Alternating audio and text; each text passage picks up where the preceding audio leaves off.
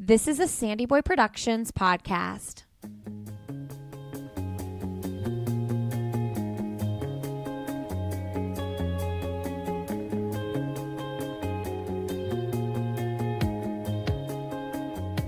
Hello, and welcome to Finish Lines and Milestones. I'm your host, Allie Bretnacher. If you run, you are a runner, and every runner has a story. And every Friday, I tell one of those stories. This week's episode is brought to you by Previnex, clinically effective supplements that promote longevity, performance, and everyday health. Lately, I've been on a big smoothie kick with using their Neurify Plus protein powder, which is a vegan option with high-quality ingredients, tastes great. If you follow me on Instagram, you'll see the very, very good smoothie that my daughter Sydney and I have crafted.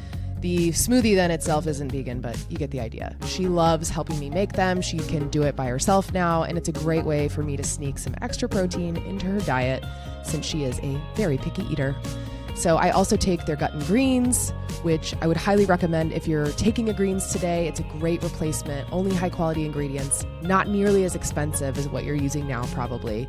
And then I take several of their other supplements too. So if you're interested in trying Previnex, head to their website, previnex.com, and you can use code Allie, ALLY 15 for 15% off your first order. That's previnex.com, Allie 15.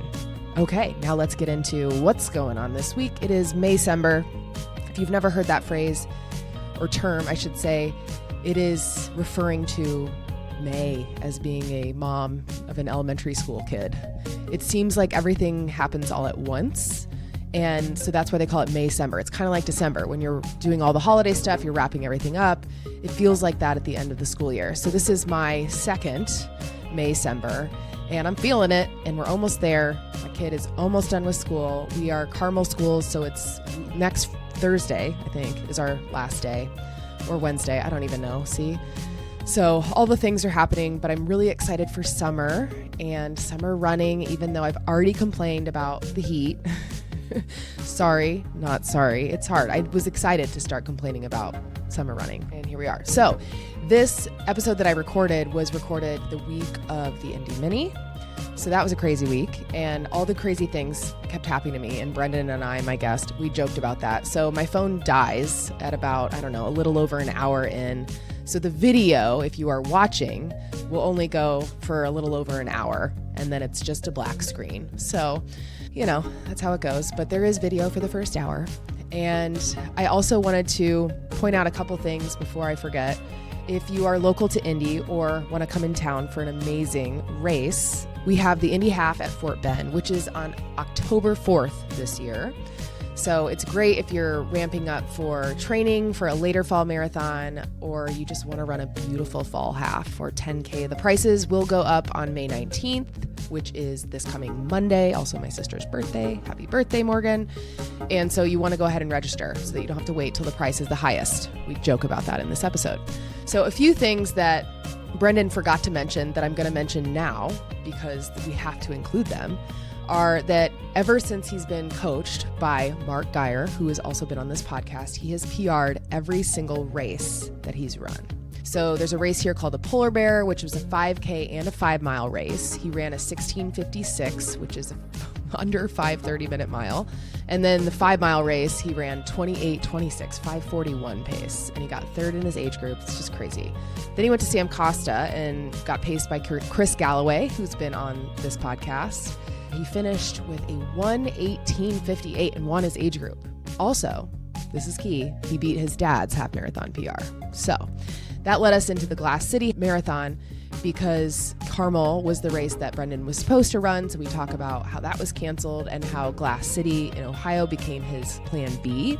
He ended up with a PR, 14-minute PR, 2 hours, 51 minutes, 11 seconds. And he got a buffer of a BQ, but decided, and this he did not know until in between recording, is that he is going to run the Last Chance BQ in Grand Rapids in September to hopefully better that buffer, because if you're not familiar with how the Boston qualifying stuff works, there's typically, you qualify, but then there's so many people that want to do it that they have a buffer to then weed even more people out. So just because you qualify doesn't mean you get to run, which is super annoying for people like Brendan, but I know he's going to get there. I have no doubts. So we talk about how he ran in college and took 10 years off of running, like what brought him back, and his journey over the last few years. So I hope you enjoy this conversation with Brendan Kelly. And we're live. Finally. We got it. We're recording on the Monday after you just crushed a marathon. Well, yeah. I'm feeling it. You're not wearing your medal. I gave you shit for that already. I know. I thought about it yesterday, but I was like, I don't want to be that person to show up with just a medal and wearing it around. But why? I don't know. I was weird yesterday. I was wearing it, and we stopped at a rest stop, and I still had it on, and I'm like, people are probably going to look at me weird, but... And they'll just be like, wow, I wonder what that guy won. That is true. Shoot, I didn't think about that. But right. Yeah, I know. I could have slept in it. Yeah. I didn't. I've never slept in a race medal. Yeah, I don't. There's no way. Yeah. I mean, I probably could, but I just never thought about it, actually. Yeah, I don't know if I would announce that to people if I ever did, but right. guess no one will know if I really did or not. Well, and you're in good company here, Brendan, because everybody who is on or who listens to this is a crazy runner, too. That is so it's like... accurate. I'm sure somebody's listening who has slept in their race medal. Probably. You should announce yourself. You should tell us. Yeah, please. Yeah. How did that go? So, you're standing. That's good. Yes. And you got a 14-minute PR. Yeah, I did. That was just crazy. I have mixed emotions, and I don't know why. I should be ecstatic about it, and everyone I talk to thinks I should be very happy. When you hear that, everyone's like, that's so great, and like they'll ask you how your race was, and I should be like, oh, amazing. Yeah. And I'm still unsure. I think the reason why is mostly because of the BQ. Like, I got a BQ, but it's only a 3-minute, 49-second buffer with the new time change, which none of us know about what the buffer will be. So annoying. And I think that's why I wanted sub 250. I think 5 minutes in my mind was like, if it's more than 5 minutes, then it's not meant to be. Right, and then you're just like, okay, well then fine. Yeah, like, see you later, Boston. I'm going to Chicago. Right. Type of thing. Yeah. So I think that's where my whole mindset was. And I think, and I can go in depth of the race itself, but I think there's a would've, could've, should've. I know, always. In that race. It's natural. That happened to possibly get me that minute slower than what I wanted. So I should be very happy. I am very happy. I mean, I did get a BQ, second marathon ever, and I also qualified for Chicago. So, I mean, it's not like nothing happened type of thing. So. But you want more. Yeah, because I don't you're a know. runner. I don't. Yeah. And you why work are we hard. weird? I don't know. Because it's normal. You just want to. Like, everyone texted me after, congratulating me, asking me how I am, blah, blah, blah. And I didn't use the right choice of words, but I basically said marathons suck. Yeah. Which I think we all say. Yeah, and then we did again. I don't know why. After my first marathon, Shauna, my wife, I told her, I was like, I'm never doing this again. And she was happy. She's like, good. She's like, yes, thank you, goodness. Like, I can have you back. Yeah. But, yeah, I don't know why we just go for more. I guess we like to suffer ourselves. Yes. Unfortunately. Yeah, unfortunately. So I want to go in depth on Glass City, but before we do that, I want to talk about Carmel. Yeah, Carmel. So for anybody who does not know somehow, the Carmel Marathon in Carmel, Indiana was canceled because of thunderstorms. Yeah. So take us through that morning. Oh, my gosh. So I've only had one marathon block under my belt prior to Carmel. And which one was that? Last Chance BQ in 2024. That was my first marathon ever, was Last Chance in September. Okay. And that's in Michigan? This one was in Illinois. Yeah, Geneva, Illinois. There is the one in Michigan as well. And so I had the best block of my life going into Carmel. And I started posting more about it, social media, had more friends in the running community, like not becoming more popular, but more known, I guess. Yeah. And so I had a lot of people like following me through this whole thing, and it was great. Carmel was going to be my race. And the morning came. I was completely ready. I was about to leave my house because I was going to go meet at Rob's, which he lives like 5 minutes from me, and his wife Jordan was going to drive us. And that's when my phone blew up. I didn't see the email. I just saw texts, messages, and I'm like it wasn't even like Carmel's canceled. It was just like, I'm so sorry, or like a WTF or whatever. I'm like, what's going on? And then I saw the email. And another background for me is I used to run in high school track and then cross country 1 year in high school. Okay. As well as in college. So I'm used to races back in my day. And if we had any sort of storms or anything, it was more so a delay. Right. And so I think that's what first initially got me. Probably a lot of other people. Absolutely. And I know Jay. I raced against Jay Druba. No, you did not. In college, yeah. What? That's He so cool. Was faster than me, unfortunately. I knew Jay, so I know in their mindset, obviously they tried to do everything they could. Yeah. And I know as Jay himself, like, obviously this wasn't the decision they wanted. I just didn't understand why there was not a delay at first, but then talking to like Chris Galloway, who has the race director under his belt, and like other people, obviously there's so much that goes behind the scenes in terms of like road closures, working with the city and the police and volunteers. Yeah. So mentally, I was not in the right space once I got that email.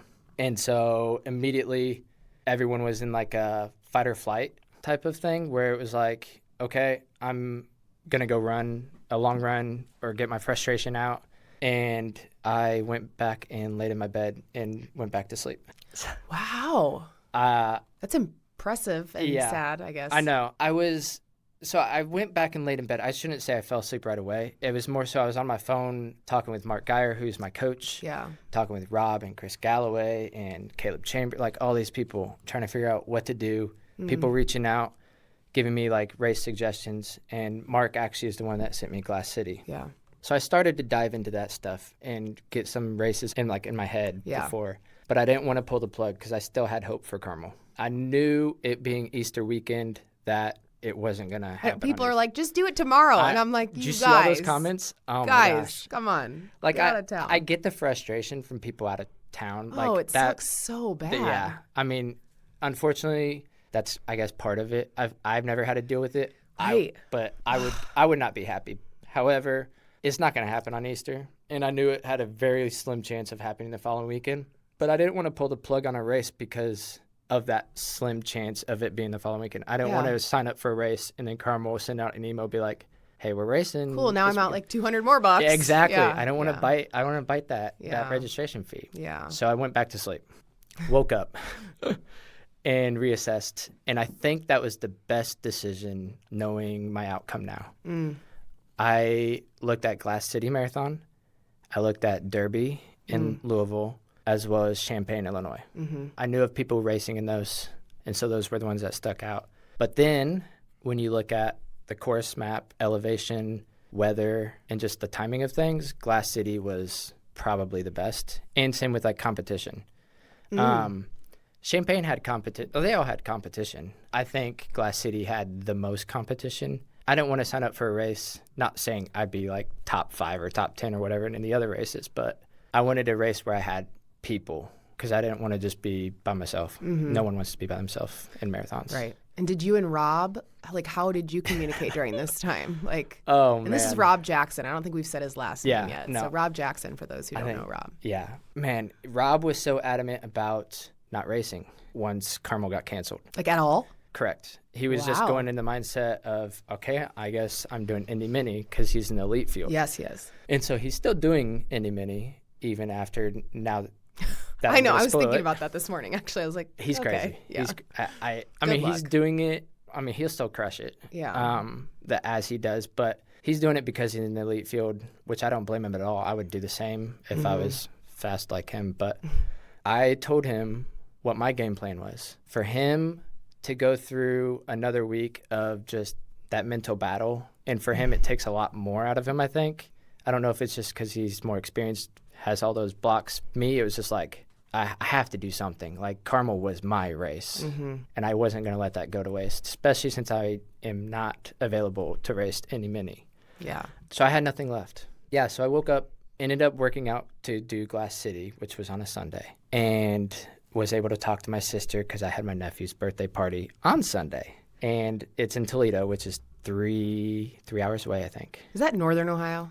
Yeah. Okay, I don't know. Yeah. Is it where that's Sandusky, where Cedar Point It's close. is? Okay, it's close to there? It's west of Sandusky. Okay. So not as far as Cedar Point. Okay. But yeah, it was a 3-hour drive. And so I had to figure out all these logistics of how I can make it back to my nephew's birthday party, because not necessarily for just me, but my dad was going with me to this race. Yeah. My dad's my number one supporter through and through, and we'll talk more about my dad later on, but he wanted to go with me, and so I had to talk to my sister about if she can delay my nephew's birthday party, or at least push it back, I should say. Yeah.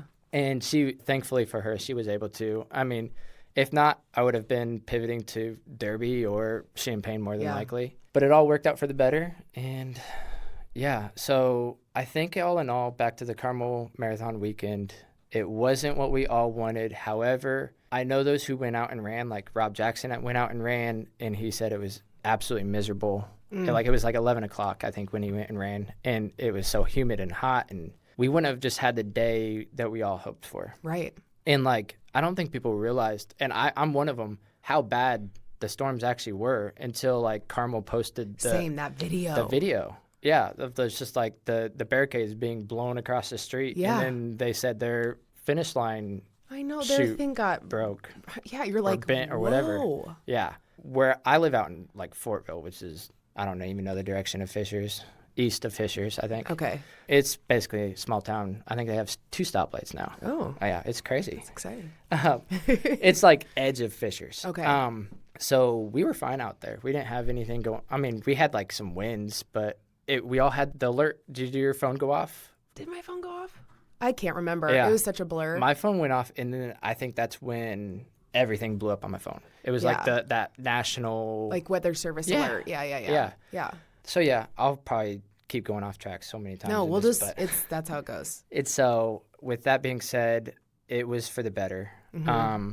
I had the race of my life at Glass City, and Carmel probably would have been really good as well, but probably wouldn't have been as best. I mean, we never know, but probably wouldn't have been what I wanted. And it's not like in a marathon you can just go and sign up for one the next. Well, I can't go and sign up for one the next weekend. Yeah. Some people do. With the goals that you have. You know, it's like, Yeah, that whole marathon block, especially if I were to race Carmel and it happened on that day it did, and if I say I ran like a 2:55, like, that would have been still another great PR, but that wouldn't have got me in Boston. Yeah. Like, for sure. Unless they had one of those years where everybody gets in, but more than likely that wouldn't happen. Yeah. So I'm glad all in all it did. Right? So. Me too. I'm really glad that you had a great race. Thank you. Yeah. And I know that there's still, you feel that like, okay, like what if, and like there's some left on the table, and that's so normal. Yeah. I had all the what ifs, like from the finish line. Rob was, I'll have to show you some pictures later, but Rob was like jumping on the barricade because we got to finish on the football field. I saw that. Which was cool. Really cool. And so he is literally like in the air, like hands on the top of the rail, leaning over. Like, I told him he's like a crazy fan that's like gonna break the barricade to see me. He's gonna like fall over the top trying to cheer you on. And so, and shout out to Rob, by the way. That's so nice. And so with that all, like, it was just not a great feeling when I know what I could have done if I didn't stop for the bathroom at 21. Oh. But going into my race, okay, I didn't have stomach issues. I don't know what it was. My stomach was just weird starting at mile 10. Okay. And that obviously is not good. You still have 16.2 miles. Yeah, you're like, miles. Great. And that's all you're thinking. Great. Yes. Like, what's going to happen? Right. I actually stopped twice in this marathon. You did not. Yeah. And they weren't like long stops. The first stop, I had a pee so bad. It was like bad. And I mean, I never have to do that. When I like never in a race, like normally it's good, but this was like, okay, next Porter Light, I see, I just gotta go pee. And thankfully, it was only mile 8 or 9 or something. So it was early on, 30-second pit stop, nothing crazy. Yeah. Caught back up to this group that I was in. But yeah, mile 21, eventually I was just like, I got to, because if I don't want to be that person where it's just, you don't want to be the guy who pooped himself. Yeah, no, nothing ever, the thing is, nothing ever happened. I was in and out in like a minute. And so that's where the what if, could have, should have, would have type of thing popped in my head, because I was like, if I didn't stop, I mean, you don't know. You just don't know. So that minute could have been the best thing. It could have been the worst thing, but it was, I guess, the safe thing. Yeah. But yeah, no, I still PR'd. So yeah, I know. Still gotta be happy.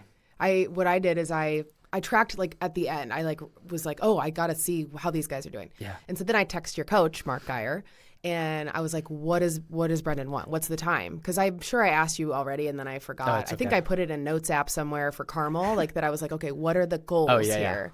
And he was like, okay, BQ, and then the A+ was the sub 250. Yes. And so then I just immediately respond with, ugh. Because I saw that there's like 1 minute and 11 seconds off of that. Yep. And I knew that it was such a thing to celebrate, like your time and your PR and all that. But I also totally got that you would be there. You'd be like, that 1 minute and 11 seconds would haunt you because it just will. For sure. And it'll haunt me more so if that buffer is 4+ minutes. Yeah.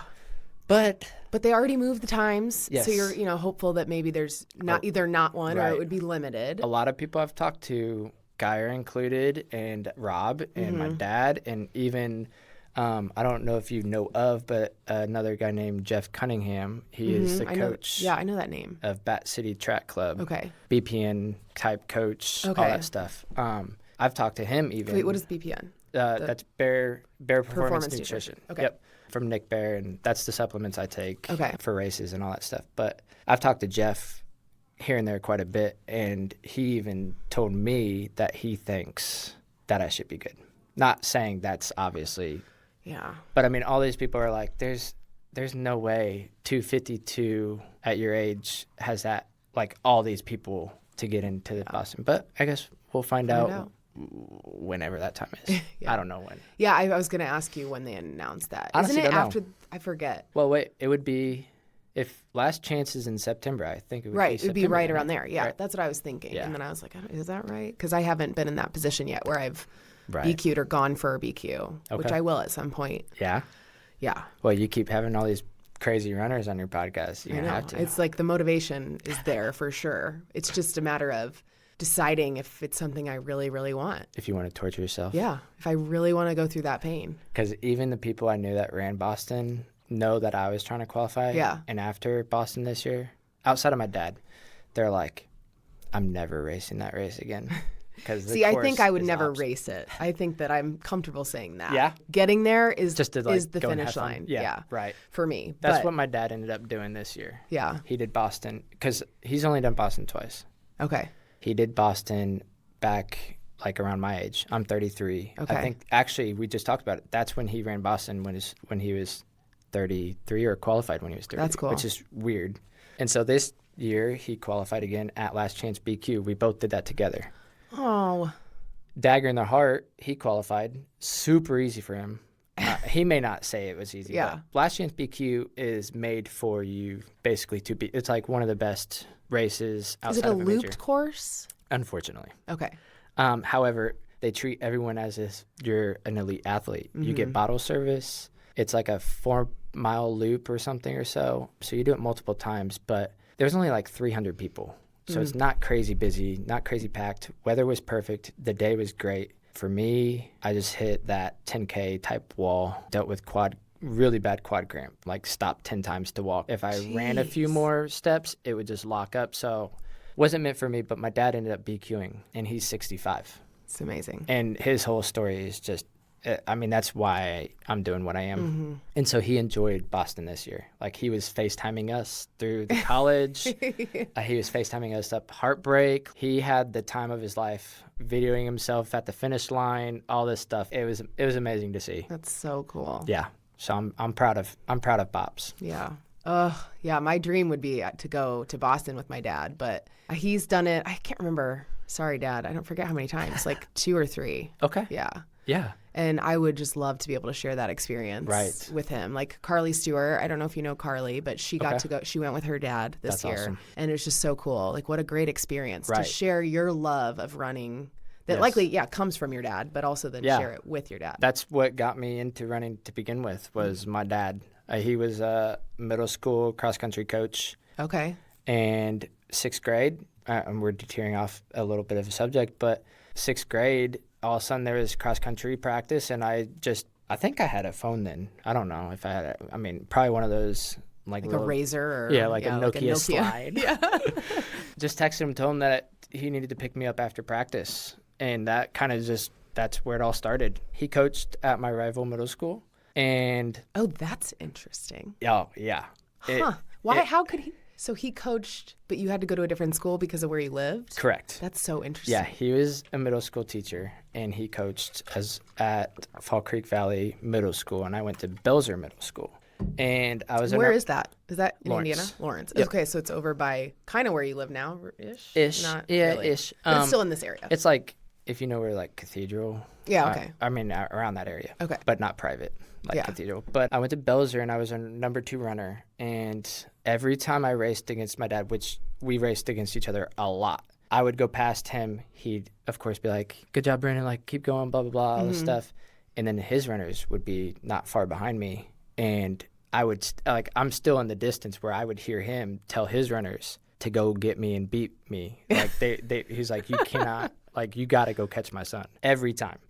He was my number 1 supporter, but he also had a job to do and still coached his athletes. So that was fun to have that competition against him, because back in the day, Belzer had never beaten my dad in cross country, like their team, until I ran.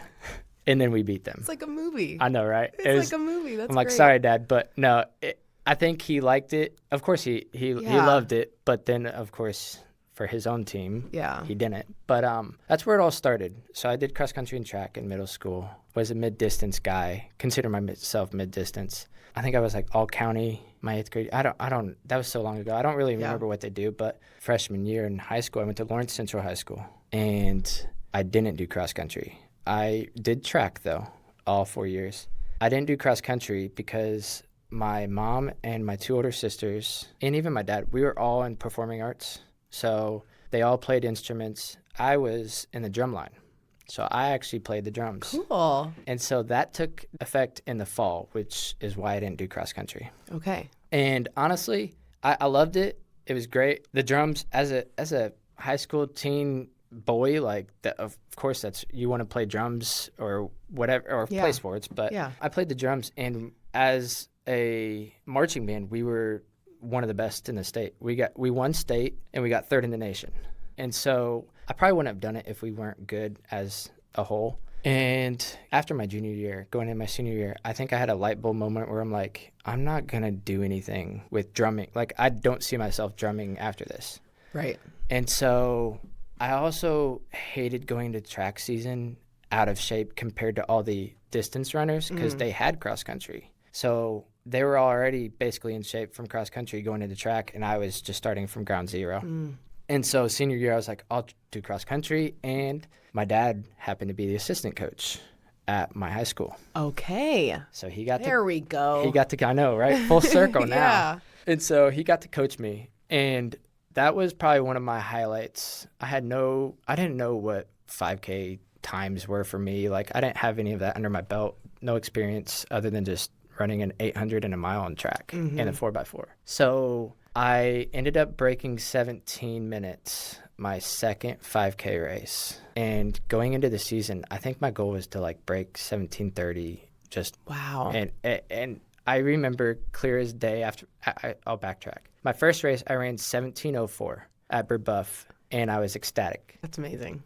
I jumped on my dad's back. Like, that's one of those things that it's engraved in my mind forever. Core memory. Yes, exactly. And so I ended up PRing only at a 16:54 the next race in Brown County, and then I got hit with bronchitis, and that took me out almost the entire rest of my season. Like, I didn't get back until probably, I think, like, sectionals. That's crazy. And at that point, we were basically already done. So I wanted more, as we said at the beginning. Yeah. And I looked at smaller schools to continue my running. And I actually went to Hanover College in Southern Indiana, which is a Division III school, private school. And I ran cross country and track there to continue on. And what city is Hanover in? It's technically in Hanover, Indiana, but it's Madison. So if you know Madison, it's right off the Ohio River. Okay. Probably about 45 minutes north of Louisville. Okay. Is it hilly down there then? Yeah.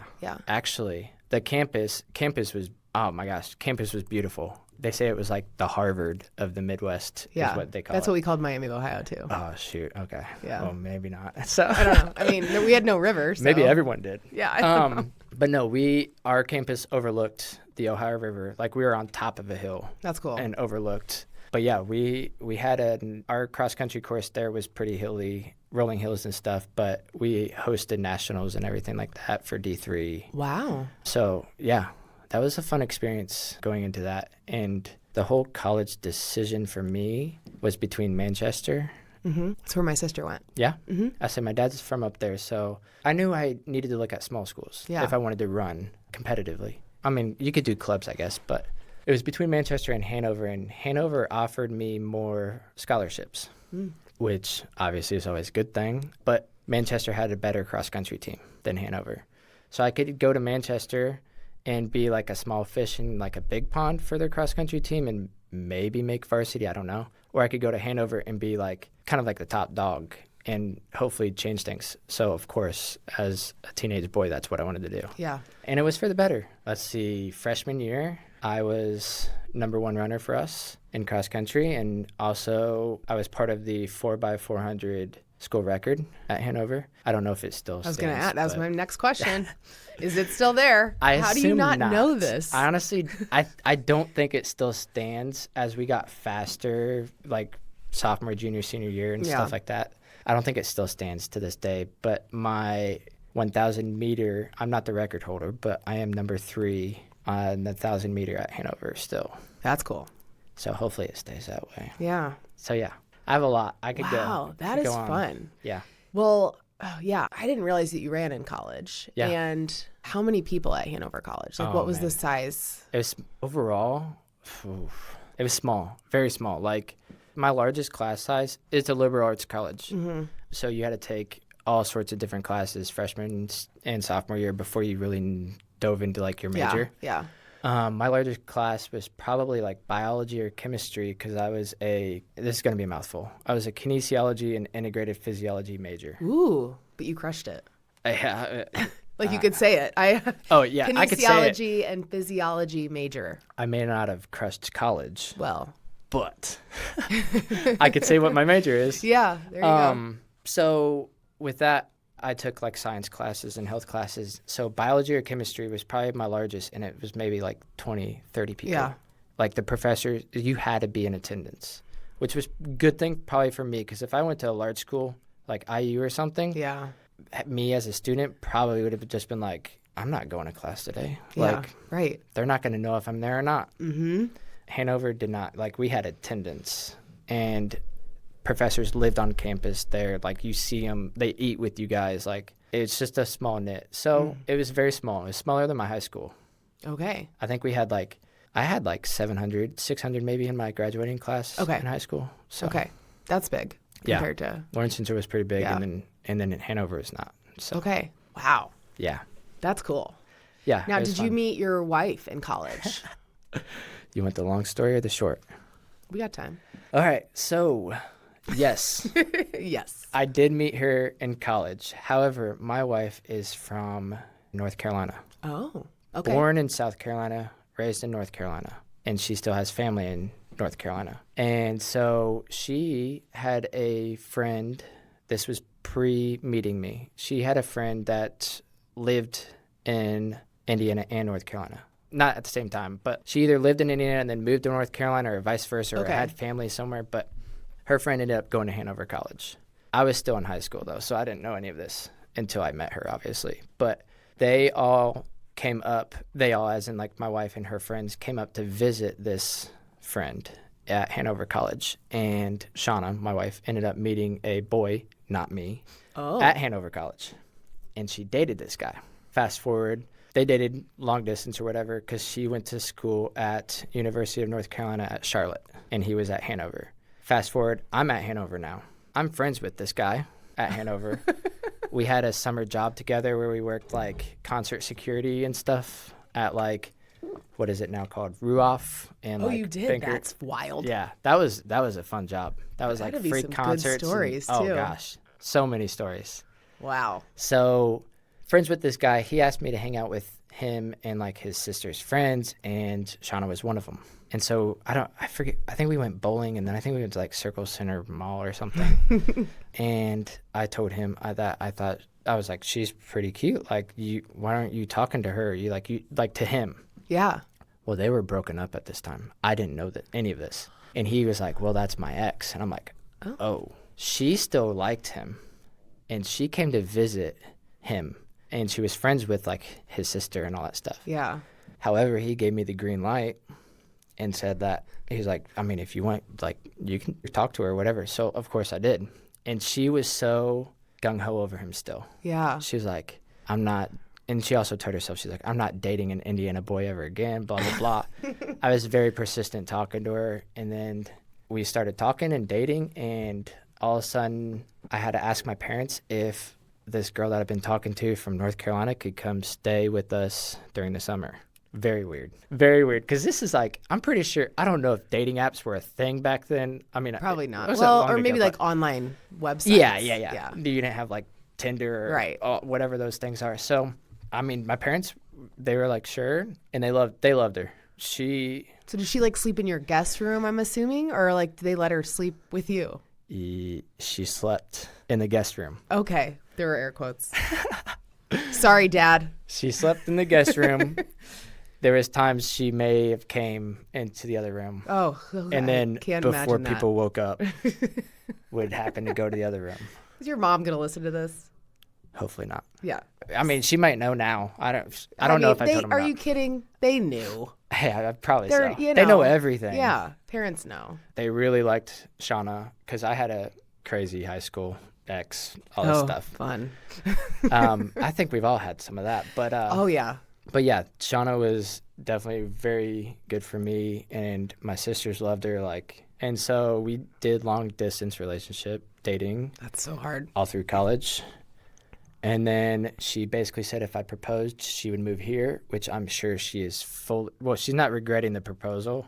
She's regretting fully moving here, though. She does not like Indiana. Oh, man. Especially, more so our winter, cold months. That is fair. Yeah. I mean, I've lived here my whole life, so. Same. Yeah, I don't know any different. Right. She grew up like 2 hours from Myrtle Beach. So right, okay. They could just go on a Friday night and stay the weekend at Myrtle Beach or whatever. And like, that's what she did. She would just she was a beach person. Yeah. So she's always about the summer and all that stuff. Indiana Beach. Yeah, I know, right?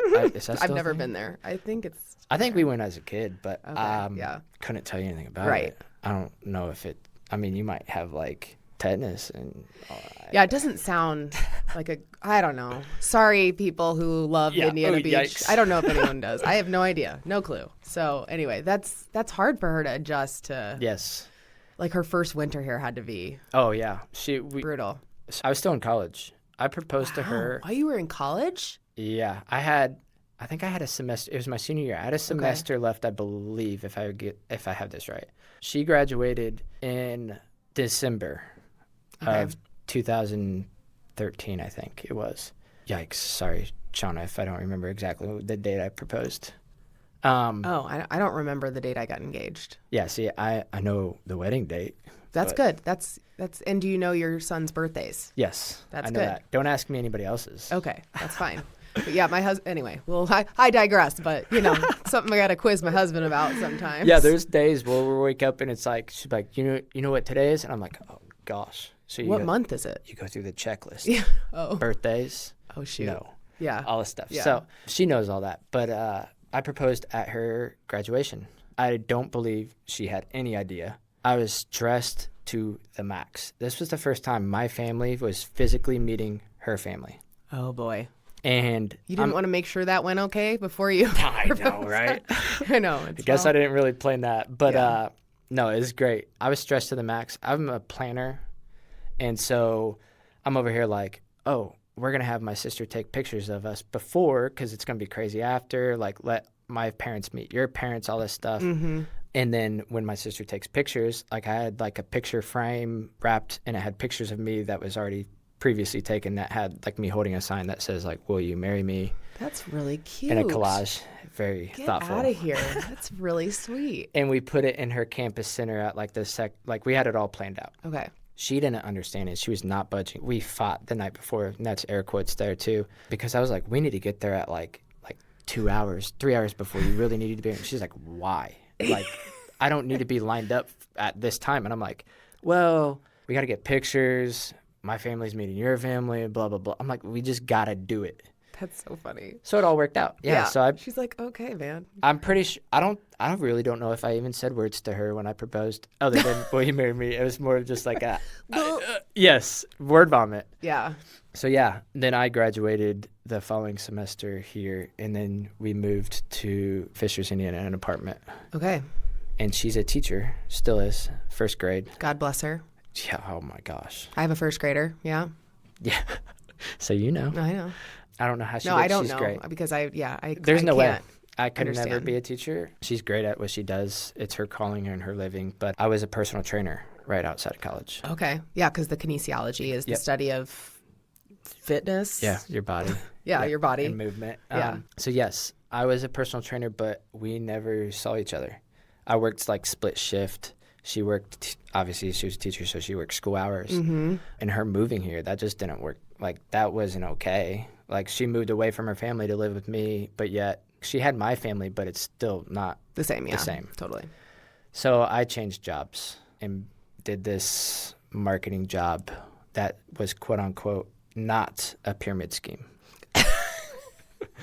It definitely was a pyramid scheme. Tell me you were selling knives. We were not Cutco or any of the type. Yeah, of. yeah. However, we were like those people in like Costco's Yeah.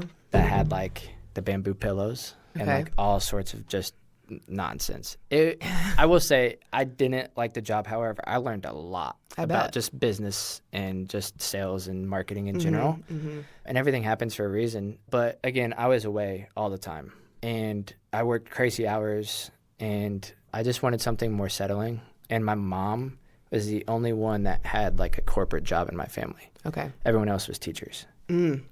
Or my sister who's a PA. And so my mom told me to get in the corporate world. And I don't even know how we got on all this, by the way, but basically... Shauna, we were talking about, yeah. Basically, right now, sorry, No. it all led to where I am now. I'm a financial analyst. Okay. I work from home, Okay. which is nice. I went through the whole corporate world, worked my way up. I'm a financial analyst at LabCorp as my primary, and then I also trained somewhat on the side, like personal train. Okay. So, I didn't know that. yeah. That's cool. Yeah, not a lot of people know that. It's just something I've always loved doing. And even myself, like I like lifting and stuff myself. That's actually what I did outside college when I consider myself retired from running. Yeah. I was tired of just being that little like skinny runner, no muscles type of thing. And in your 20s and you're a male, so I wanted to lift and I got into the lifting and all that stuff. Not like heavily or big or I didn't get crazy, but got into that. And so, yeah, that's where I am. So let's talk about your retirement from running, because that's an interesting topic as well. Yes. Because you just, right after college, were you just burnt out and you're Oh like, my I'm gosh, not yes. doing this ever again? Yes. I got rid of everything, like all my running stuff. I told myself I would not run again. College just completely, I mean, we were D3, so it's not like we were doing crazy, but like we still had crazy training schedule. When you're at a D3 school and they say you're a student athlete because academics come first and then athletics. So at D3, like obviously if you're doing a sport, you're doing it because you want to do it. You're not getting paid money to do it or anything like that. And so we still had crazy schedule and it was still a hard commitment, but my body was just burnt from running. And I just was like, I'm not doing this anymore. Like if I did ever run, fast forward to now, I obviously am, but it wouldn't have been much. Like it wouldn't have been serious running. Yeah. And so, yeah, I got rid of all my running stuff, running shoes, running clothes, and considered myself retired. What'd your dad think about that? Yeah, that's a good question. I don't know. I don't know if him and I ever really talked about that.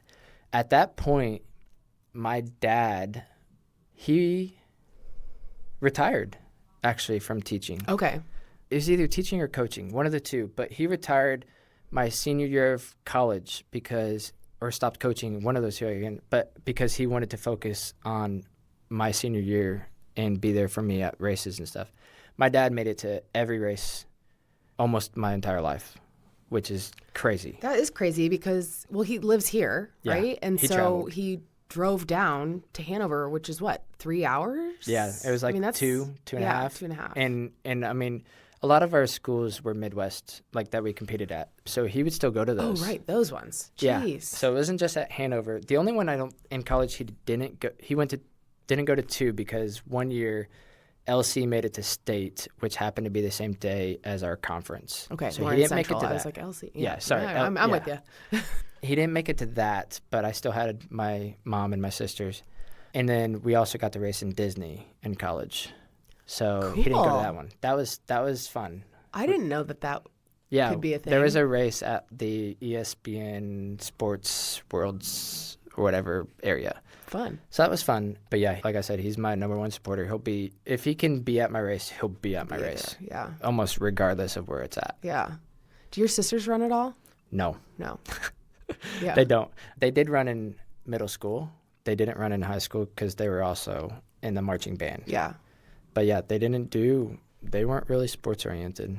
But yeah, it was just me and my dad. That's just something, unfortunately for my family, they have to hear us talk about running. Oh, it's me and my dad are the ones that do it in my Yes. family, and everyone really hates it. Yeah. Sorry, Mom. I know, right? Well, and I'm in trouble because my dad and I signed up for the Marine Corps Marathon. Oh, yeah? Yeah. For this year. Okay. It's the 50th anniversary. Oh, that's awesome. And so I'd started kind of noodling on it, and I was like, we have family out there, my sister-in-law and brother-in-law, so my husband's sister, and our nieces and nephew live out there.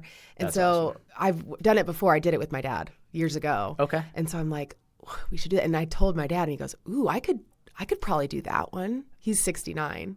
Okay. And wants to do, quotes, one more, how that goes. Yeah. One more marathon. My mom is just like, good Lord. I joked that we should tell him at the same time because it'd be funny. But it's not funny at all. I'm just making light of it. But yeah, my husband's words were, and he doesn't listen to this, but he's like, I am not furious, but I'm not happy. Okay. And I was like, okay, you're not furious. Like, We're win. good. That's a win. That's a W. But my dad threw me under the bus and told my mom it was my idea, which it was. And I was like, thanks a lot, Dad. He couldn't take that, huh? Yeah, no. That's awesome, though. Yeah, it's amazing. That's DC, right? Is that DC? Mm-hmm. Okay. Mm-hmm. Highly recommend that race. I heard that is a very fun and also fast. It's hilly. Is it? Mm-hmm. Okay. But you go through not through, but you go by the monumentals? All the monuments, yeah. That's awesome. Yeah. And I'm doing it with Ainsley's Angels. Oh. Yeah, so I'm pushing somebody. Okay. But you've done that before? Not for a full marathon. Oh. But for the Indy Mini. You've done it. Because is that what you're doing? This Saturday. Too. And this will come in after the Mini. So that's what I did. Yay. I will have survived, I hope.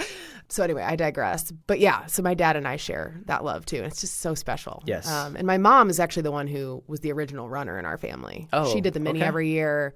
She was all about it. My dad started doing it too. And then she had hip issues. And so she doesn't run anymore, but she's still very active. And so it's certainly been my inspiration too. Wow. Yeah. But before we move on to why you came out of retirement. Yes.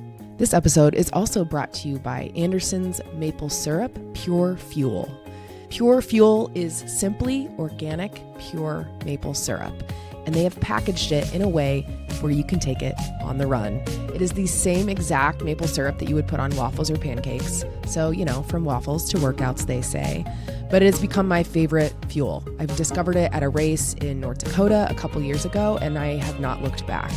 Maple syrup has all the natural electrolytes, minerals, antioxidants, vitamins, carbs that athletes need, and it tastes really good. Believe it or not, it's super easy to take on the run and super refreshing. If you've listened to this podcast for a while, you've heard me talk about it a lot. And stay tuned. We are partnering with Pure Fuel to do a giveaway for the Twin Cities Marathon. You're going to want to enter that giveaway, so more details to come shortly. And if you would like to try Pure Fuel, you can buy it on Amazon. Super easy. Or you can go to their website, andersonsmaplesyrup.com. You can go to shop and then Pure Fuel, and you can use code FUEL20 for 20% off. Thank you so much to Pure Fuel for supporting this podcast. Before we move on to why you came out of retirement, Yes. when did you run against Jay Druba? In college. I don't know if we were the same year. Did you know that he plays the drums too? No. I don't think so. You know how I found that out? During the Mini last year. Oh. I run in and I look over at the band that's playing, and there's Jay on the drums. And I was like, well, No hey, way. Jay. Just nonchalant? Just nonchalant. I'm like, why don't... Nobody knows that, there's the race director for Carmel just That's out there crazy. playing the drums. Yeah, I didn't even know he was the race director until I signed up for Carmel. It was actually at Monumental Expo. Oh, yeah. He was at the booth, and Carmel was always on my mind. And then I went up to it, signed up. Me and my dad were talking to him, and then I was like, You went to Franklin. He went to Franklin College. Oh, okay. And they were they were our rivals. He went to the same conference as us. That's so crazy. And so that's how we kind of just hit that all off. Yeah. And so, yeah, I don't really remember how fast, or I think he was more of a distance runner than I was in terms of like track. Yeah. Yeah, we raced all through college. I think he might have been a year ahead of me, though. Yeah. Okay. That's so funny. Yeah. That's wild. I always say Indianapolis is a small, big town because it's not huge. Right. But it is, I mean, we have more than 1 million people. All right. Oh, yeah. And so it's big enough. And then, yeah, but the connections How you make there's so many connections. connections. It's crazy. It's fun. Most definitely. Yeah. Well, that's really cool. Yeah. Yes. And he plays the drums too. So That's awesome. you guys should do something with it. Man, I haven't touched the drumstick in forever. Okay. But you know, it's like riding a bike, right? Yeah, sure, totally. So then you come out of retirement. Yep. So how long were you retired from running, and what made you decide that you were ready to run again?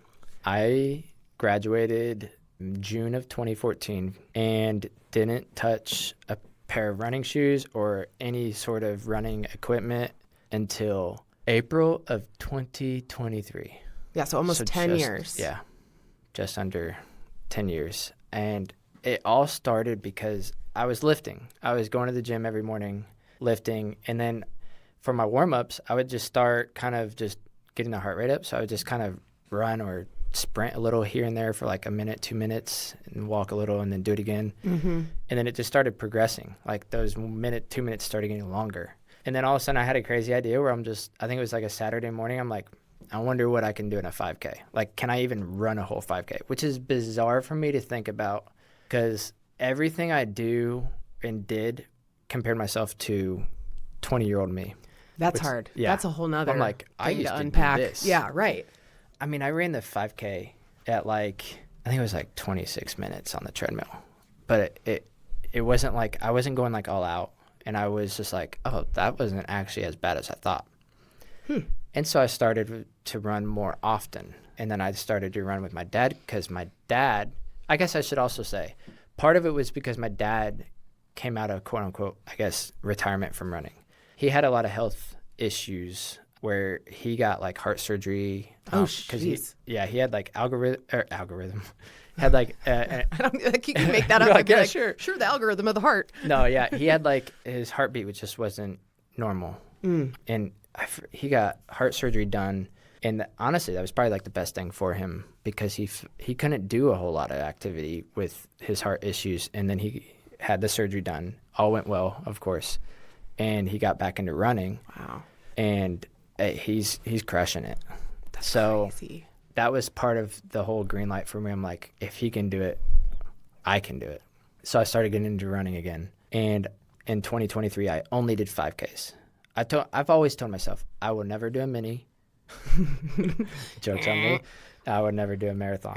You're right. Yeah, I'm struck out basically on all that. Never say never. Exactly, right? Okay.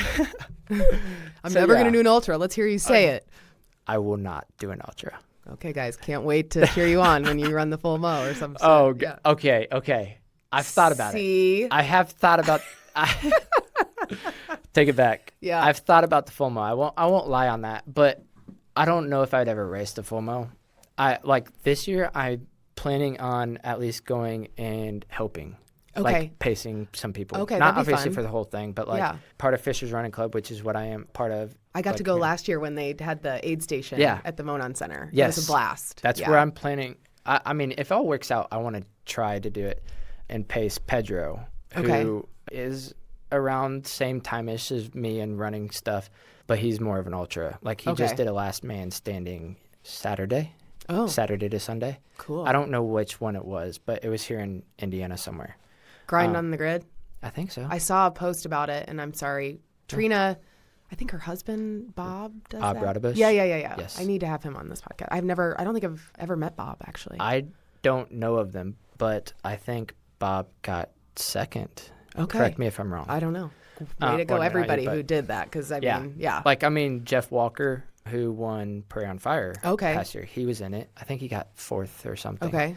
But I mean, the winner went 130 something. It's just a whole nother beast. It's really interesting to me. Dude, I went to Prairie on Fire this past year. I need to. It was actually after Last Chance BQ. My dad and I drove back from Illinois, and we stopped at Pray on Fire because I was like, well, we know people running in it. Why not get out and support them? And I mean, for us, it's probably best to walk around a little bit after a marathon anyways. And so that atmosphere is crazy. It was so cool. I would never want to do a last man standing. I will say that. I will say. Sorry. I still don't believe you. No, oh my gosh. You know, it's okay. You I'm can say too competitive. I'm so competitive. Like I mean, that's probably what everybody says in terms of last man. I would go out till something's broken, probably. Yeah. Are you competitive with yourself and others? Is it more yourself? I think it's more myself. Yeah. I'm learning it's more myself now, but I'm also I'm getting smarter, my training and methods. So maybe I'm still competitive, but not like as I used to be. Yeah. But just in sports in general, like I've always been that way. Yeah. So just the atmosphere at Pray on Fire was just out of this world. I went that night, and then I came back that next morning because the guy I was training with for my marathon was Dan Stubbs. Okay. And he was doing Prairie. Sorry, Dan, I think he got 4th. Okay. But he hit 108 miles, something crazy, over 100, something crazy. And I mean, Chris Galloway was out there, all that stuff. So I went back the next morning with my boys, took them out there, and we went and cheered on Dan. And it was crazy to see the difference between the night where there's like tents everywhere, people, like still a lot of people, and in the morning there's like 4 people. It was like ghost town. There was like 4 or 5 people left, and you could just, it was, I don't know how they do it. Yeah. So yeah, back into my running, I guess. Yeah. I told myself I would never do halves or fulls. Only did 5Ks because I was only a mid-distance runner. Like at that point in time in my life, the furthest distance I've ever raced was 8K, which is 5 miles. Okay. And that's what we did in college.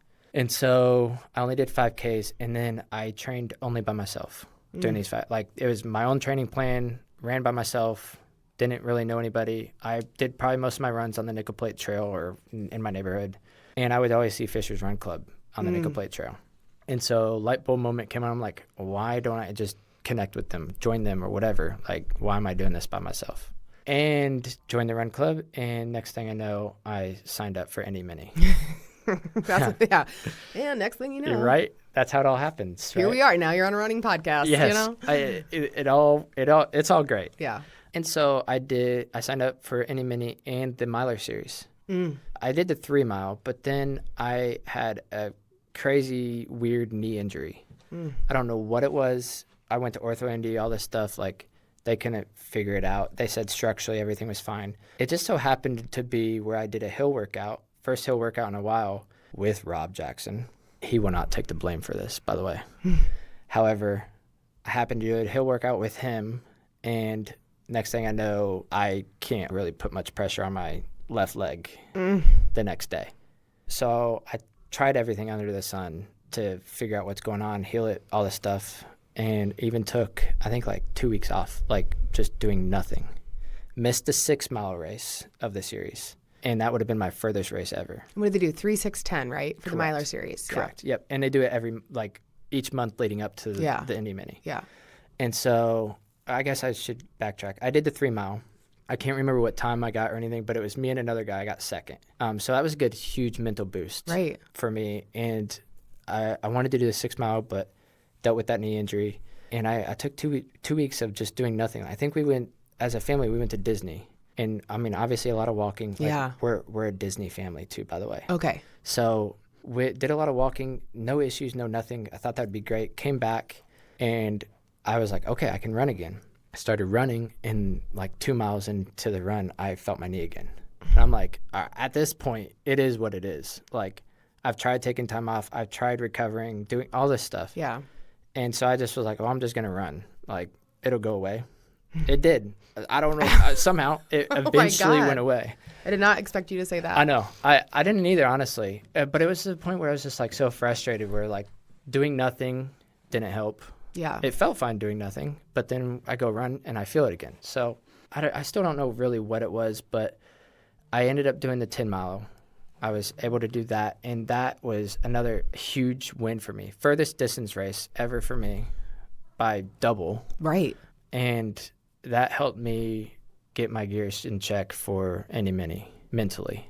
I don't remember. I think I ran like 103 or 105 for the 10 mile. And that was 2 weeks coming off of my knees. Like my knee stuff was months long. Yeah.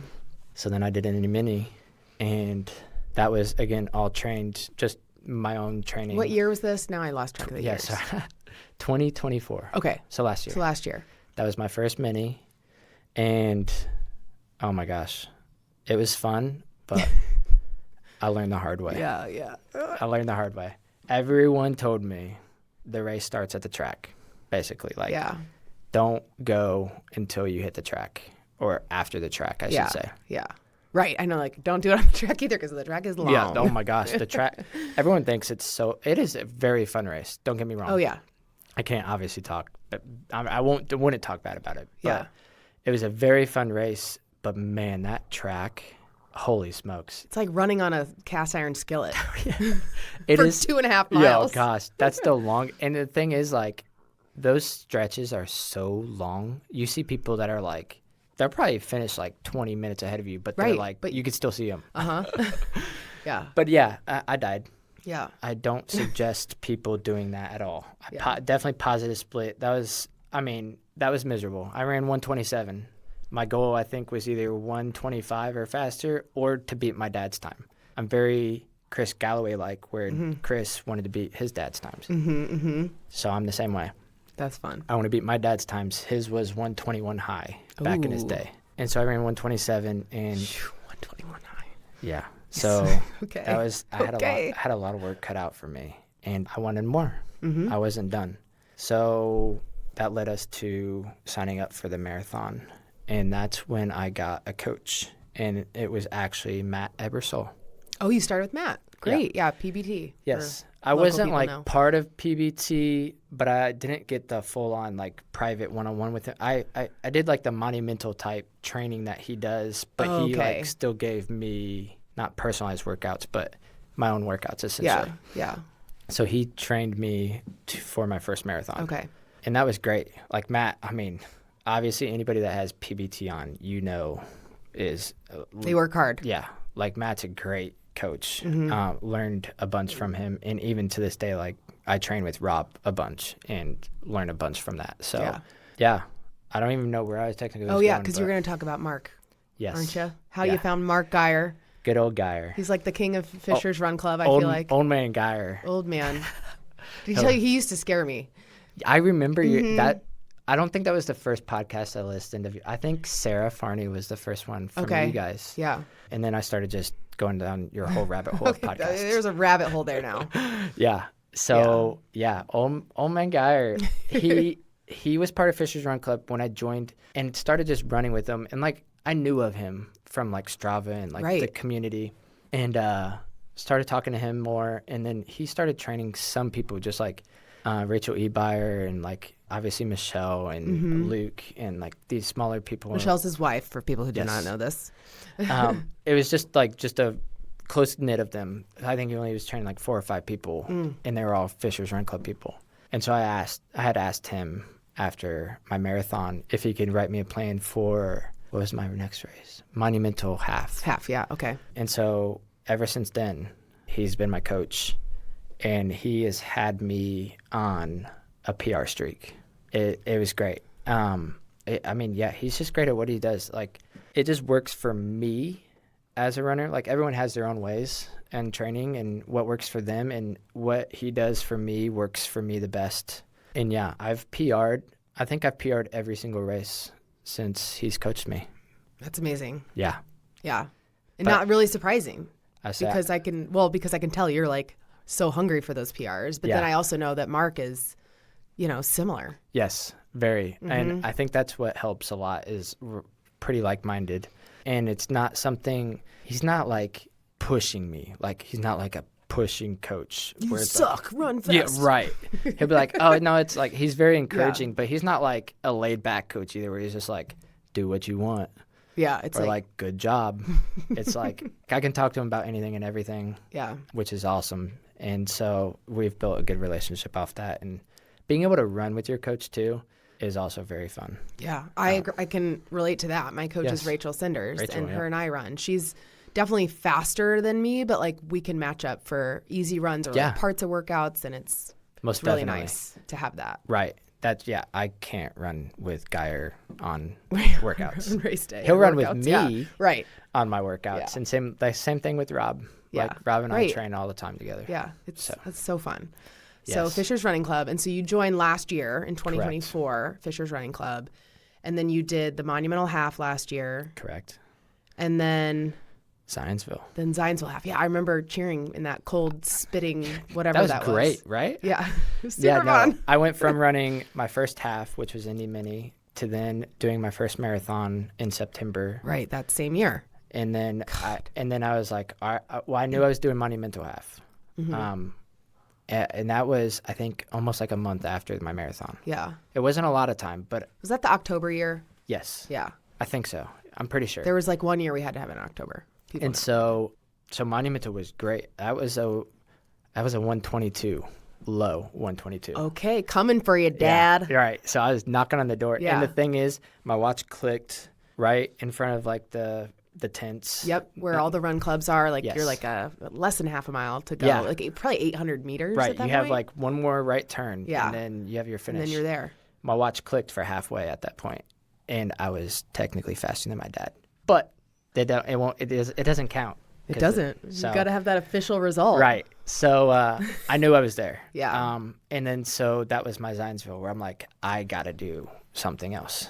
I got to get it. Well, Zionsville, I raced Zionsville, and it just was, I still PR'd. I don't know if I was 122 low again or whatever. It was just a few seconds faster than Monumental. But from the very get-go, I don't know if I was battling a sickness or what, but it just, something wasn't right. I knew at mile 3, it was hard. Yeah, that sucks.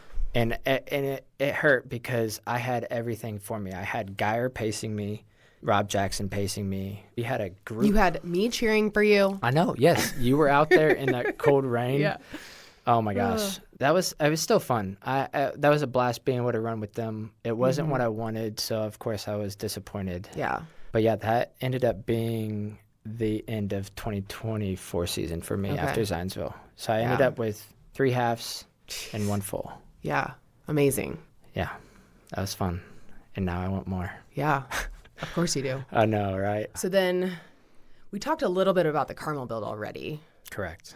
And we talked a little bit about Glass City. We didn't really go through the whole race, though. No, we didn't. And then as part of this, what I would like is to do the nerdy running stuff. Oh, yeah. Like what do you use? Nutrition. Nutrition, supplements like you mentioned. Yep. Race day, like routines or like things like that. I would love to hear about for Glass City. So yeah. So what I use nutrition-wise, and I've used it since my first marathon. Okay. Is the BPN, the Barrier Performance Nutrition. They have Go gels, and for me, I don't know much about the gels. I haven't tried a lot of them. I think I've only tried like Goo and Honey Stinger leading up to my halves, and I mean they were fine, but there's so many out there now. Oh my God, it's overwhelming.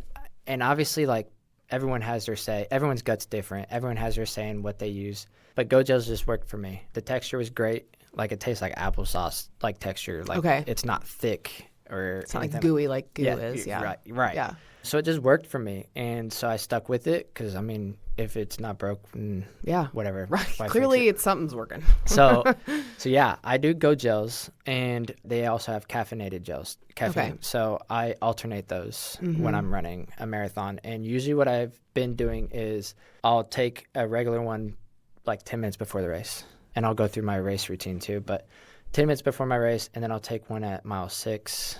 And then alternate. So I'll do a regular at 6, then caffeine at 10, regular at 14, caffeine at 18, and then possibly one at 22, depending on obviously how the gut feels. Usually don't skip out on the one, but Glass City, I happen to kind of skip one. Okay. I just spaced them out a little bit more. Okay. I think I was like at mile 15 and then mile 21, and then that was it for there, just because I didn't want to risk anything with how I was feeling. Yeah. So usually that's it. I'll start at 6 and go every 4 miles up to 22 for gels, alternating them. And then I also take their electrolytes, which tastes just like Gatorade. Yeah. And then they also have a thing called G1M, which is Go One More. and that's a carb electrolyte mix. And I'll take that. I'll take one for breakfast in the morning. Usually I'll have my race mornings, I'll have a Go bar, which is also BPN.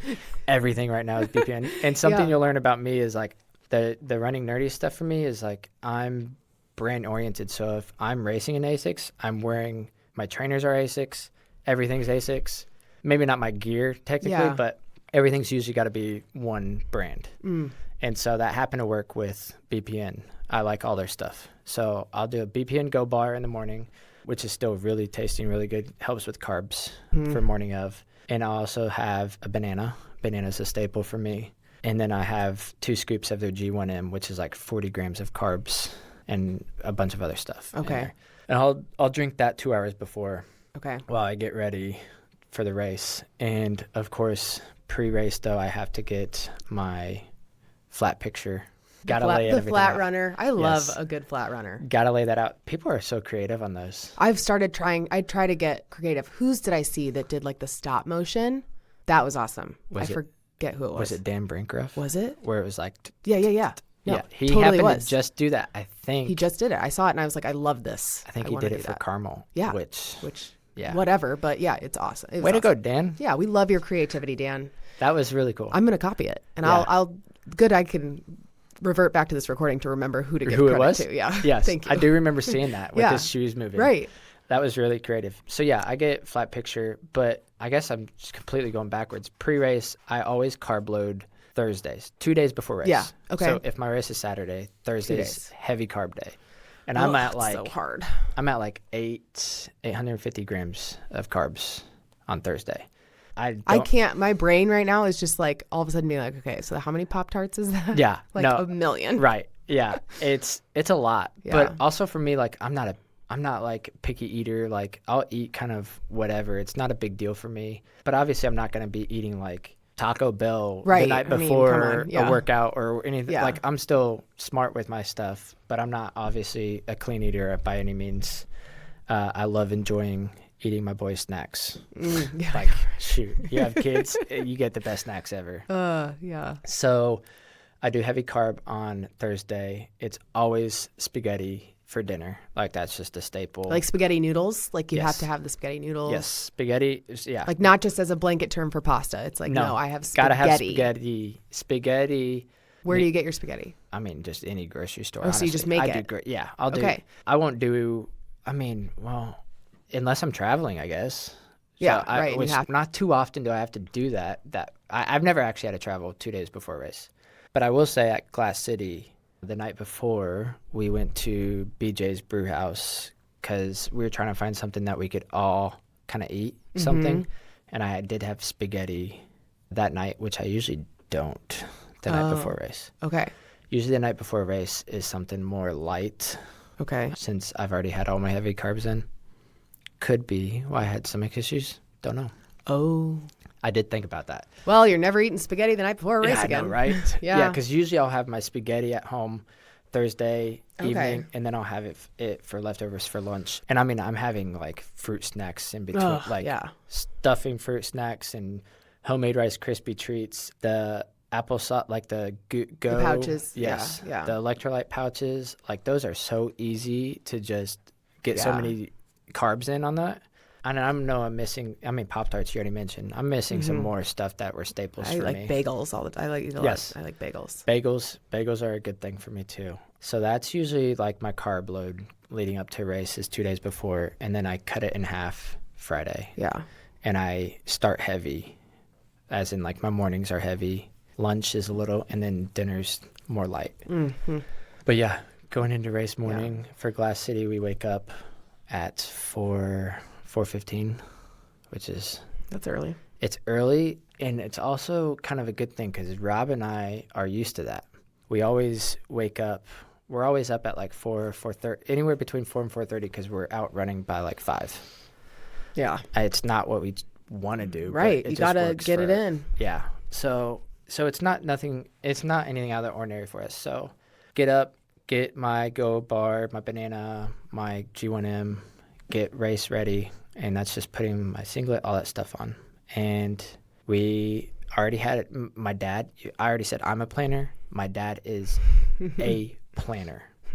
Night before, he was out driving, like while I was still at the hotel, he was out driving around road closures, trying to figure out where he could park his car, where he can meet us out on the course, all this stuff. Like, he had everything, and he had it all written down on paper. Like, it was like MapQuest. That's really cool. And I'm like, that's just how he is. So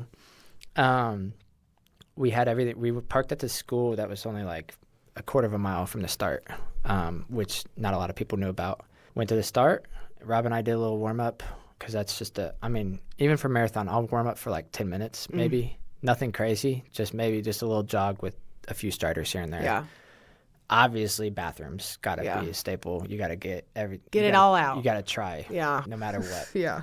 And then, then it's just go up to the corral and pray everything works out. And do you listen to music while you run? I don't. No. Okay. I'm very more hyped up when I first not when I first wake up, I should say, but I'm more amped. But then once I start getting closer to that starting line, I'm more straight-faced, like focused type. That's just how I've always, since college and everything, like I've just always been in that zone type of thing. Yeah. But nothing very particular for me. Yeah. No, then it was just ready to get the race going. And thankfully, I guess part of, if we want to dive into the Glass City race, is something that I guess leading up to Glass City was my mentality was not there due to the whole Carmel stuff. Yeah. I actually saw your post that you shared for Whitney. Mm-hmm. Whitney Miller. Yeah. And so she's I might butcher it, sports and performance coach or something. That sounds good to me. Sorry, Whitney. I don't know the exact. And I was trying to remember, she just recently changed the name, but she's Train with Transcend. Yes. And so I saw her thing where she was offering those who signed up for Carmel like a 30-minute consultation just to talk about whatever you want, basically. Yeah. And so I was like, well, I might as well. I have a race coming up. Maybe there's things that can help clear the air in my mental state for this race. And I met with her on Friday. Wow. And it was great. It was great for me. I don't know if she thought it was necessarily worth it, because she was like, everything you've said to me has checked all my boxes. Like, you're ready. Yeah. I think it was just me trying to clear the air, because going into Carmel, I had Chris Galloway and Ad, and they were going to run the full with me, or at least try to. I didn't think about that. We were all like, yeah. So Right. it was almost the same group we had Sam Costa, which I didn't even go into detail on that, but we had a really good group at Sam Costa. And so I was just going to turn my brain off for like 20 miles, which is, you can't ask for anything better, and just use them to pull me along. Mm-hmm. And so Carmel canceled, and then that's where I got worried, because I was like, I have no one in Glass City to run with. They didn't have pacers at that time. Okay. They had like a 3-hour pacer. However, the night before, when we were at BJ's, Geyer, my coach, had tagged me on a Strava post from a guy named Charlie, and I don't remember his last name, but a guy named Charlie, he's Working Man's track club. Okay. He lives in Michigan, and he's a 225 marathoner. So he's crazy fast. Yeah. Yeah. And so he actually he was pacing the elite woman in the 250 area. So Geyer had told me to connect with him, and I connected with Charlie, and that was the greatest thing. We were like, we were no faster and no slower. We were no faster than, I think, 6:25 on our mile splits, and no slower than 6:32. And 6:29 was dialed in. Yeah. He was great. Wow. But then, I had to make that bathroom stop at mile 21, and that sucked. Yeah. Because then I was by myself. Right, and then the mental demons come out. Yes. That's kind of the time in the race where they come and they're telling you can't do it. As if the last 10K is not hard enough. Right, it's the hard, that's sucks. So, but I guess nerdy stuff is just, I'm just a BPN nutrition side of things. Are you like an official ambassador? Do you I'm have, not. well, you should be. I would love that. Yeah, you hear that? I would love that. And even with that, like, I've contemplated going and racing the Austin Marathon, because they are like the prime sponsor of that race. They are, now. Okay.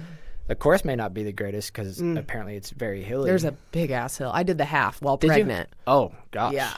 Yes. That was hard. I could not even imagine. Yeah, it was crazy. So I would love to do that, but no, there's just brands and stuff that I've either have supported or contacted, and it's not necessarily like me just putting my name out there for whatever. It's usually stuff that I can relate to, whether that's their like motto or their gear, or if it's just something I'm using, like like Knox gear. If you're a runner and you're an early morning runner or a night runner, there's those Knox gear vests that light up. Oh, yeah. I think I've seen those. I would say those things are amazing. It's just a very lightweight vest that just lights up front and back, and you could even have a chest clip flashlight. Okay. And so fun story too is I was approached by Larry.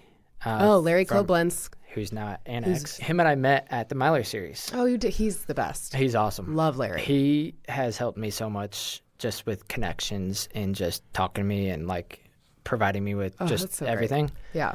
He actually approached me to possibly start up a run club at Fleet Feet when he was there in Fishers.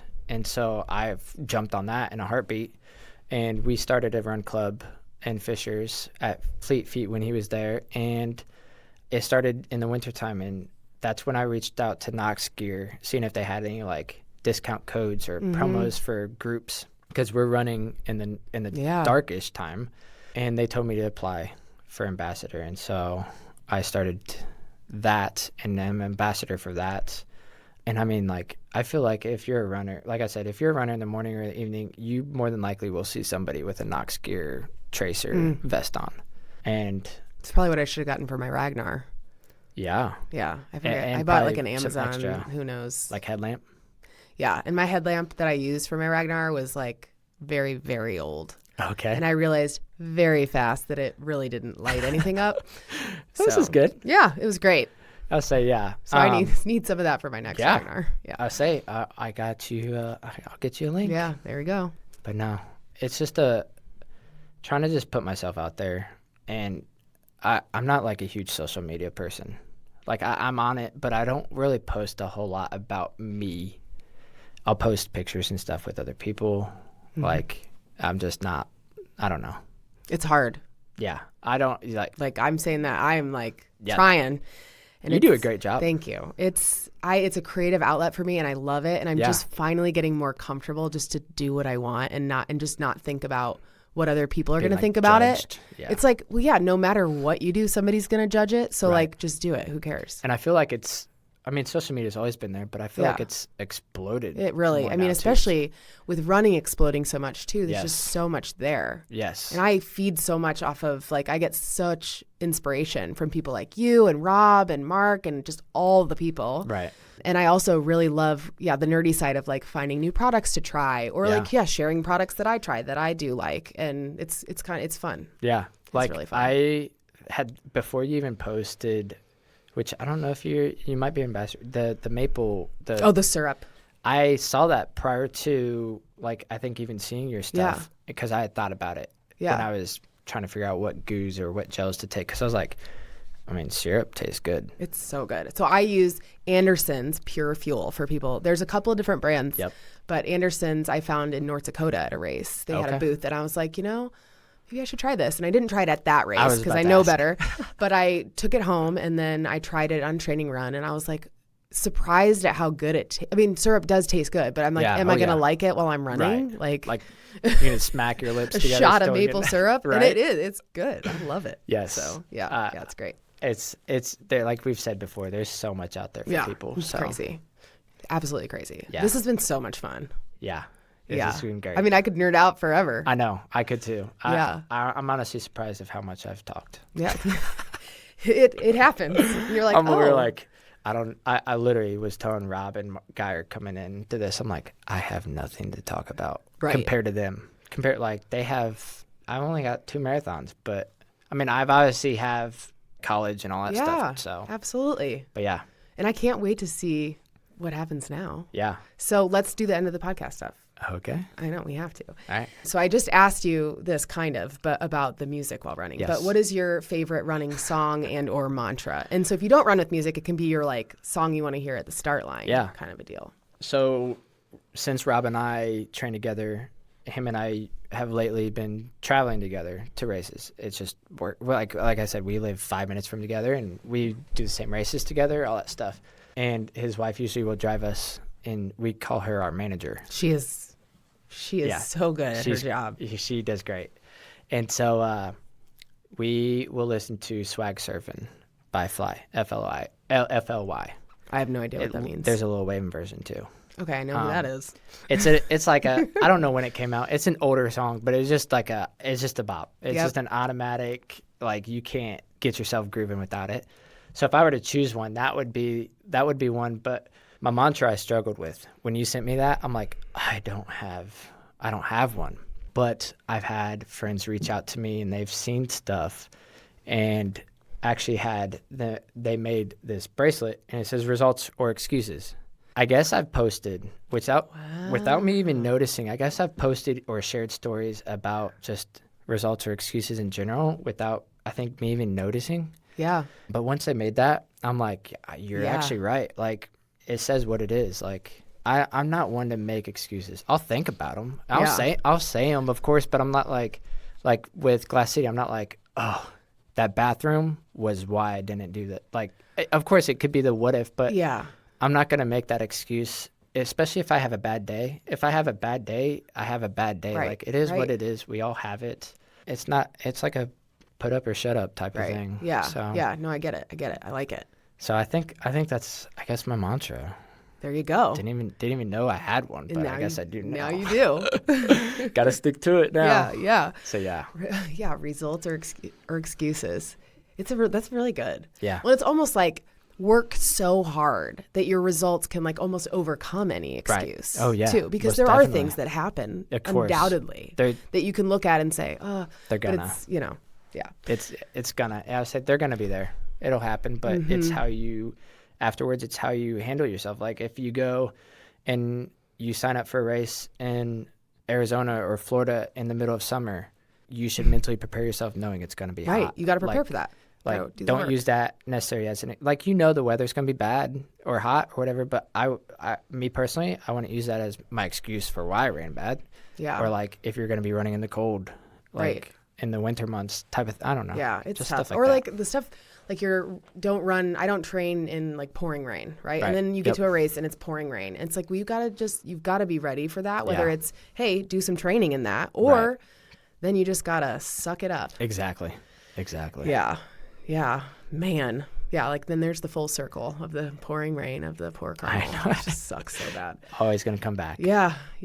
And then your next finish line or milestone. Yeah. Shauna's birthday is the day of the Indy Mini. That is correct. And you made the correct decision to celebrate her. Yes. Instead of running. I would say I did the Indy Mini last year, and her birthday was the following day. Yeah.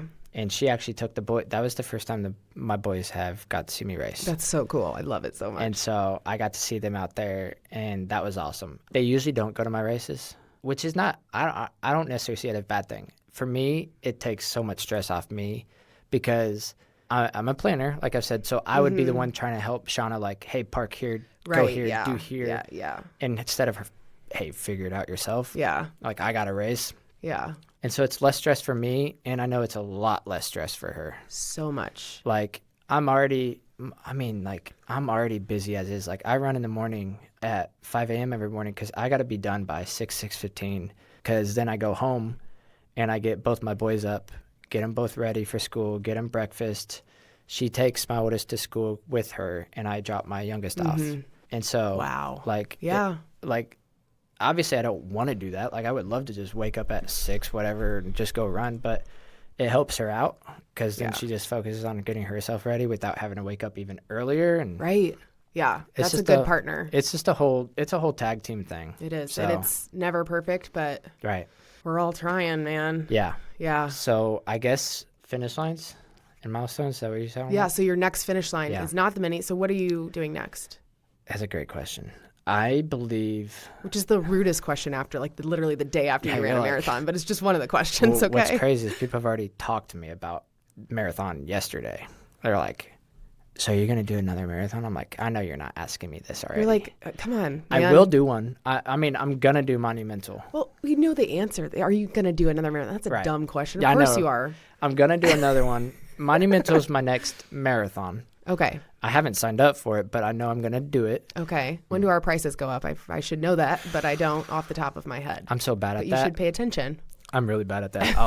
I'm just like, I'm not going to pay for it. And then it increases and I'm like, And you're like, I just wanted to wait until it was full price. Right. Exactly. Why not? Last time I paid for a race, it got canceled, which was Carmel. That was me being prepared. But no, it has nothing to do with that. Nothing to do with that. Yeah. I think I am, like Geyer had said, this is going to be the summer of speed. So I'm not sure if I'm going to do it or not, but I have an opportunity to race Hyde Park in Cincinnati, Okay, 5K. Yeah, okay. And it's an elite 5K. Interesting. You have to run sub 17 to get in the elite race. It technically would be my first elite race if I ever did it. Yeah. It's just going to depend on the scheduling of things because we also have a Disney trip in June that we're going on. And that's a lot already financially. But I think for the first time now, I'm going to do the Monumental Mile. That's terrifying. Yeah. I've never raced it. I said yes that and no. to somebody recently. Who was it? Oh, yeah, Morey, who was just on my podcast. Yeah. Okay. I was like, I can't. It's so scary. I've always wanted to do it because I've been a faster mid-distance type person. I just have never been able to because it also happens to fall on the same weekend as my youngest's birthday. Okay, yeah, that's so hard when that stuff. So I've never been able to do it, but with us going to Disney prior to, we're celebrating his birthday then. Yeah. And that kind of opens up the weekend, or at least we can celebrate himself like on Sunday because his birthday, I think it might be Monday. Okay, yeah. It's on the 23rd or whatever. So I think I'm actually going to be able to finally do the mile. That's cool. I would also highly recommend the community mile because that's what I do every year. Yeah. So I take my husband and my two girls. Yeah. I remember you talking about that. We do that together, which is nice because the races are all at different times. So I can't remember where like the men's race falls in the schedule of things, but you could do both. And so if you wanted to incorporate your family and celebrate your son, be like, you want to run a mile, you know? He so would because, I mean, like my dad just told me yesterday, if my 3-year-old doesn't end up being either a runner or a wrestler, it would surprise the heck out of us because he plays soccer right now. Okay, he's a beast. And I mean, maybe not at soccer, but all he does is run. Okay, he runs up and down the field nonstop. That's so cute. And so and he's a typical second child. He's just crazy, which is why it led to wrestling. Yeah, but no, summer of speed. Summer of speed. So I got mile coming up. I might do the 8-hour relay, and I'm going to try, if Geyer hears this, hopefully I can, I'm going to try and be on the Fishers Run Club, the competitive team. Oh, cool. Ooh. Which I That's mean, competitive. I see them. Yeah. I don't know if I know, or I guess they've won maybe 4 years. They've won a bunch. Fishers Run Club has won it almost every year. So that's a lot of pressure, but I would do it if I'm elite enough on our team. Yeah. I know. So we'll see. That's something that I would love to do. And then, of course, probably some 5Ks here and there and some halves.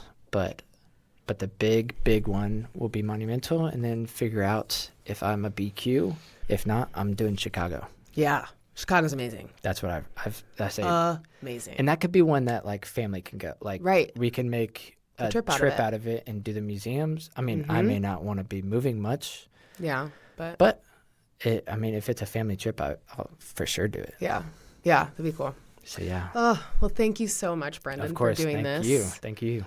And thanks to everybody who's listened. Yes, yes, I love it. And happy running. Right? Yay. Perfect. If you enjoyed this episode of Finish Lines and Milestones from Sandy Boy Productions, please share, rate, review. I say that at the end every time, but make sure you've done it, because if you haven't, it really means a lot. It's so helpful. And if you don't already follow me on Instagram, I'm Allie, ALLYT Brett, BRETT _runs. Allie T Brett runs. All right. Have a good week. See you next time.